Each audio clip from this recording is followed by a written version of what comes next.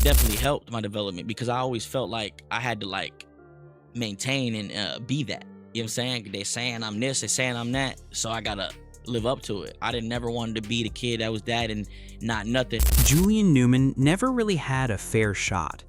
The expectations arrived before the development did. The narrative took shape before the player himself had a chance to. And by the time the true demands of elite basketball started to reveal themselves, the weight of everything built around him had already become too much to carry. Millions of people genuinely believed they were watching the future of basketball unfold in real time. And somewhere between that belief and everything that followed sits one of the most misunderstood stories in sports. This isn't simply a story about basketball.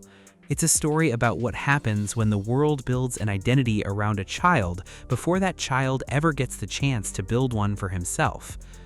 The truth behind Julian Newman's journey runs far deeper and far more psychological than most people realize. And once you see the full picture, it changes the way you look at youth sports culture entirely. Stay with me. To understand where this story goes, you have to understand where it began. Julian Newman grew up in Orlando, Florida, introduced to basketball almost before he could speak in full sentences. His father, Jaime Newman, a former high school point guard who went on to become a basketball coach and history teacher, started training Julian with regulation basketballs at just 3 years old, running him through drills and competitive matchups against older kids while most children his age were still learning to tie their shoes. By the time Julian reached 5th grade, Jaime had enrolled him at Downey Christian School and placed him directly on the varsity basketball team. Julian was 10 years old. He stood 4 feet 5 inches and weighed roughly 70 pounds. He had to tighten the shoulders of his jersey with a hair tie because no uniform small enough existed to fit him properly. And then the internet found him. The early videos that spread across YouTube and social media were genuinely stunning. Here was this tiny 5th grader standing among high school juniors and seniors, kids 5 and 6 years older, nearly double his height, and instead of getting overwhelmed, he was dribbling between his legs, threading no-look passes, running the offense, and finishing at the rim with a level of confidence that seemed to defy his age entirely. Across his first 3 varsity starts, Julian averaged 12 points, 11 assists, and 4 steals a game. He helped lead Downey Christian to a 21-6 record while leading the entire state of Florida in assists. The numbers were real, the clips were real, and the internet exploded. People watching those early highlights were seeing something they'd genuinely never seen before, and they reacted the way people naturally do when confronted with the unprecedented. They immediately projected the biggest possible future onto it. Comment sections filled up with comparisons to Steph Curry and Allen Iverson. Basketball forums debated which NBA team would eventually draft him. Parents showed their own kids the videos as proof that anything was possible. And before Julian Newman had even reached middle school, an enormous machine had already decided who he was going to become. The viral highlight culture of the early 2010s played a massive role in shaping that perception. Platforms like Ball is Life and Overtime had built huge audiences by delivering exactly what basketball fans craved: extraordinary moments compressed into short, thrilling clips. Crossovers that left defenders stumbling, deep three-pointers with picture-perfect form, no-look passes that made crowds gasp. Julian's game was practically built for that format. His ball handling was genuinely exceptional, his court vision was advanced well beyond his years, and his confidence under pressure translated beautifully to a highlight reel. Those clips racked up millions of views, each one reinforcing the image of a generational prodigy in the making. What the algorithm rewarded was entertainment. What it rarely showed was the complete picture: the missed shots, the defensive lapses, the full 4-quarter performance against prepared, well-coached opponents. The internet wasn't asking for context, it was asking for moments. And Julian Newman kept delivering them. Then mainstream media came calling, and the hype escalated into something even the internet alone couldn't have manufactured. Julian appeared on major national programs including Good Morning America, The Ellen DeGeneres Show, and The Steve Harvey Show. He sat in chairs that looked enormous around his small frame, answered questions with the composure of a seasoned professional, and smiled through segments that essentially promised audiences of millions a future filled with greatness. His family even launched a reality series called Born Ready, which placed cameras inside their home life and framed the entire Newman family around one central premise: that Julian was on an inevitable path to basketball stardom. Every episode, every interview, every television appearance reinforced the same story. Julian Newman was the chosen one, the next great point guard, and he was still in elementary school. For a public audience largely unfamiliar with the actual mechanics of basketball development, popularity had quietly become indistinguishable from guaranteed success. But here's where this story stops being a feel-good sports fairy tale and turns into something far more psychologically complex. Because what those television appearances and viral videos were doing, whether anyone intended it or not, was building an identity for a child before that child had the chance to build one for himself. Julian Newman didn't grow up simply as a kid who happened to be good at basketball or a kid chasing a dream. He grew up as the kid who was going to the NBA. That distinction matters more than people realize. When someone's entire public identity is built around one predetermined outcome, that outcome stops being something to work toward. It becomes something you're already expected to be. It stops being a goal and becomes an identity. And psychologists who study childhood development in elite sports point to exactly this pattern, what's known as identity foreclosure, where a young person's entire sense of self becomes fused to a single future outcome as something that creates psychological pressure most adults in professional careers never come close to experiencing. The role Julian's father played in all of this deserves a closer look. Jaime Newman wasn't a negligent parent exploiting his son. By all accounts, he was a deeply dedicated basketball mind who genuinely believed in Julian's potential and poured enormous energy into developing it.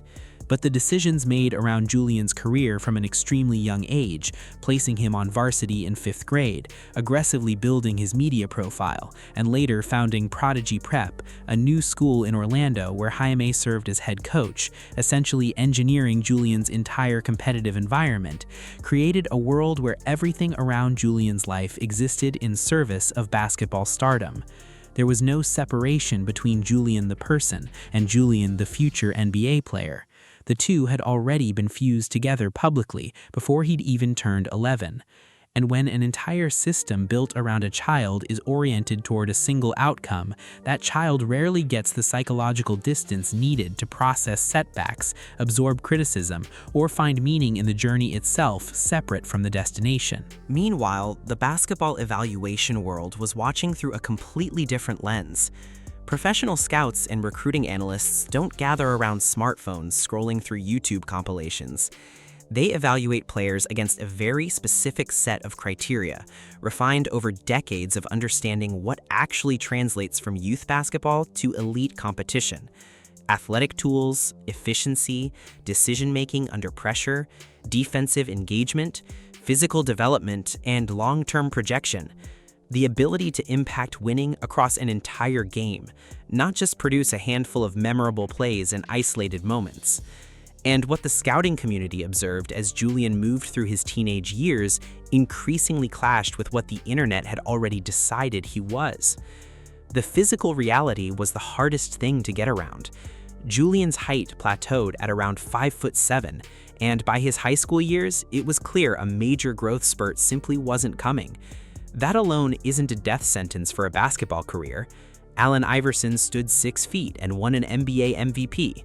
Isaiah Thomas, listed at 5'11", made 2 All-Star teams. But guards who compete at that size in today's NBA share one non-negotiable trait: elite, almost freakish athleticism, an explosive first step, exceptional top-end speed, and the kind of vertical leap and finishing ability that makes defenders pay a price every time they close out. That's what allows a smaller guard to survive against size and length at the highest level. When scouts evaluated Julian, they concluded those compensating tools just weren't there. His vertical was ordinary. His top speed was ordinary. He was genuinely skilled with the ball in his hands, but skill and elite athletic upside are two very different things, and for years the public had been treating them as the same. The technical concerns scouts raised were just as damaging. His shot mechanics became one of the most talked about flaws in his game, and the root of it traced directly back to how he was developed as a child. Because Julian started shooting against fully grown teenagers while he was still a small child, he never built the arm strength to release the ball from above his head the way a properly developed shooter does. Instead, he pushed the ball out from his chest, a low, slow release that worked fine when defenders weren't taking him seriously and he was still viewed as a novelty. But as he got older and the defenders in front of him got taller and longer, that release became a serious liability. Bigger, longer players could time it, contest it, and alter it, which made his pull-up jumper increasingly unreliable. The real problem was that the mechanics never got corrected. By the time anyone recognized it as an issue, the habit was already too deeply ingrained to fix. Scouts also flagged his shot selection, pointing to a high volume of heavily contested serious three-point attempts that would have been questionable even with a clean shooting motion. Then there was his ball handling. Julian would run through elaborate, energy-draining combinations, hesitation moves, between-the-leg sequences, chained crossovers, only to end up in the same spot on the floor where he started, having created zero real separation against a disciplined defender. It looked incredible on a highlight reel. Against a locked-in defense, it accomplished nothing. And this is a subtle but important point. The very traits that made Julian Newman a viral sensation, the hesitation crossovers, the between-the-legs combinations, the pull-up threes off the dribble, were habits shaped by an environment where looking spectacular mattered just as much as being effective. When you grow up with cameras on you starting at age 10, watched by millions of people who respond most enthusiastically to the extraordinary, your game naturally drifts toward the spectacular. The incentives behind viral basketball and the incentives behind winning basketball simply aren't aligned. Winning basketball at the highest level rewards simplicity, efficiency, and making the right play over the flashy one. Viral basketball rewards the clip that makes someone stop scrolling. To some degree, Julian had been shaped by whichever of those two worlds had been watching him his entire life. Then there was the defense, or more accurately, the lack of it. Julian's size, wingspan, and physical strength made him a consistent liability on that end of the floor. Once opposing high school coaches studied enough film, the strategy became simple. Attack him on every single possession. Isolate Julian, back him down, or blow past him off the dribble, because getting by him was never much of a challenge. He couldn't hold his ground against bigger, stronger guards, and he didn't have the lateral quickness to make up for it with his footwork. What made it worse was that teams did this openly, publicly, and repeatedly. And because Julian's games were being filmed and uploaded just like everything else in his career, those moments spread just as fast as his highlight reels once had. Defense isn't optional at the professional level. It's one of the primary things evaluators look at. And Julian wasn't just weak defensively, he became a target. Then came the games that changed everything. Once Julian started facing nationally ranked programs stacked with Division I prospects and future NBA talent, the gap between his viral reputation and his actual level of play became impossible to ignore. The game that still lives largest in basketball internet history is the matchup against Spire Academy featuring LaMelo Ball back in January of 2019. At the time, LaMelo Ball was one of the most electrifying high school prospects in the entire country, a 6'7" point guard with extraordinary vision and passing ability who would go on to be selected 3rd overall in the NBA draft the following year. The game had been hyped across every basketball platform for weeks, two of the most viral high school players of their generation sharing the same floor. What actually unfolded was a humbling reality check. Spire dismantled Julian's team decisively. LaMelo's size, speed, and skill set operated on a completely different level. And the same social media channels that had spent years building Julian up now circulated clips of him struggling, blocked shots, contested misses, defensive breakdowns, with the same enthusiasm they'd once used to spread his highlights.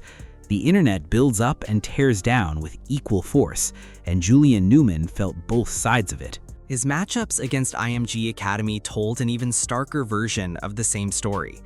IMG was consistently loaded with future high-major college players and NBA prospects. When Julian's team faced that level of competition, the results weren't close. His team was blown out by 60 points in one of those games, a margin so lopsided it erased any remaining doubt about where he actually stood relative to genuine elite talent. And just like the LaMelo game, that footage spread everywhere. Clips of Julian getting stripped, blocked, and shut down by players built for the next level flooded every basketball platform that had once used his highlight reel to drive traffic. The narrative flipped almost overnight. The same audiences that had shared his crossover compilations were now sharing footage of him getting exposed. Julian Newman against his highlight reel looked like a prodigy. Julian Newman against NBA-caliber teenagers looked like exactly what scouts had already identified, a highly skilled young player with real physical limitations, playing in a tier of competition he wasn't built for. What followed in recruiting may have been the most jarring collision between internet expectation and professional evaluation in the history of youth basketball. And what made it even striking was what Jaime Newman had been telling the public in the years leading up to it.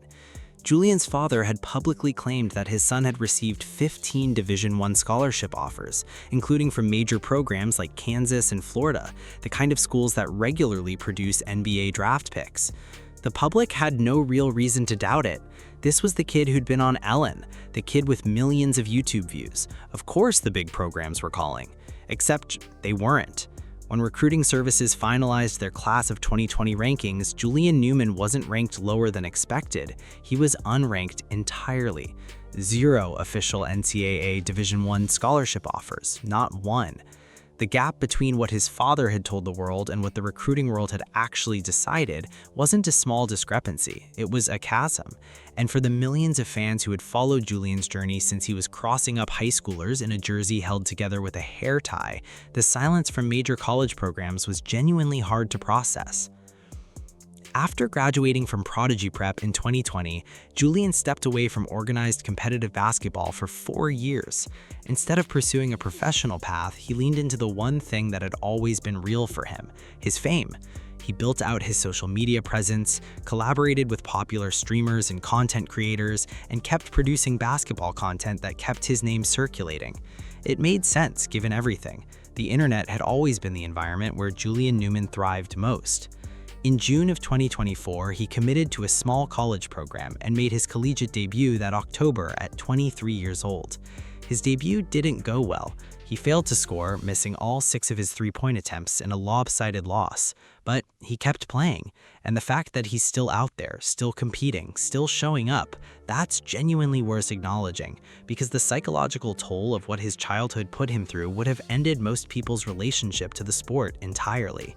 The deeper issue Julian Newman's story exposes is what happens when social media algorithms become the primary way the public identifies and evaluates talent. The algorithm doesn't care about development. It doesn't care about trajectory, long-term athletic projection, or the kind of incremental improvement that takes years to show up. It cares about engagement, clicks, views, shares, reactions. And Julian Newman was extraordinary at generating engagement. He was entertaining, dynamic, and presented in a way that made him almost impossible not to root for. But engagement and professional basketball ability are not the same currency, and the internet built an environment where millions of people were never given the tools to understand the difference. Julian was one of the first basketball prospects whose entire public reputation was built almost entirely through content, YouTube, Instagram, viral sports media, making him something of a blueprint for just how far internet fame and professional evaluation can diverge, to the point where they might as well exist in 2 separate realities. There's also something worth saying about the unique cruelty of growing up famous in public. Most athletes who hit development setbacks face them privately. They get cut from a team, they lose out on a scholarship, they get outplayed at a tryout, and the world doesn't watch. They get room to process it, regroup, and come back stronger. Julian Newman never had that. Every game he played from 5th grade onward was filmed, uploaded, and distributed to an audience that had already decided what the outcome was supposed to look like. Every loss came with public commentary. Every rough shooting night sparked debate. Every moment where his physical limitations showed up against elite competition became a social media event, not for him, but about him. The isolation that creates doesn't show up in any scouting report, but it's real, and it compounds across the years of a developing athlete's career in ways that are almost impossible to measure. The pressure of knowing millions of people are watching you either confirm or deny their expectations is a psychological burden that even professional athletes, with team psychologists and veteran support systems around them, genuinely struggle to manage. Julian Newman carried that weight as a teenager. And this is the part of the story that doesn't get talked about enough. Julian Newman was conditioned from childhood by his father, by the media machine, by an algorithm that rewarded every viral moment to believe he was going to be an NBA player.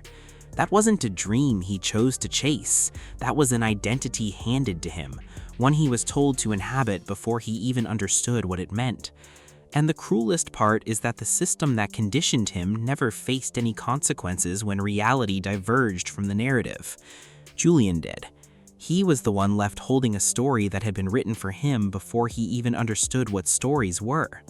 The psychological dimension goes even deeper when you factor in something worth naming directly: public expectation reversal. Internet audiences aren't neutral observers. They invest emotionally in the narratives they follow. They root for people, they celebrate them, and when those people fail to live up to the promise of that narrative, audiences don't simply move on. They redirect that same emotional investment into its opposite. The same platforms that once celebrated Julian Newman as a generational talent started calling him overrated, a fraud, a product of his father's aggressive promotion. Neither label was accurate or fair. Julian wasn't a fraud. He had genuine skill and had done things with a basketball that very few 10-year-olds in history had ever matched. But he also wasn't what a decade of viral media had insisted he was. The internet built an impossible standard, watched him fall short of it, and then punished him for the gap, as if that gap had been his deception rather than something the hype machine created in the first place. When you trace the entire arc from start to finish, it's almost too clean to believe. A 3-year-old in Orlando learning basketball from his father, a 5th grader on varsity who breaks the internet, a talk show regular, a reality series, tens of millions of views. The full weight of NBA inevitability carried through his entire adolescence.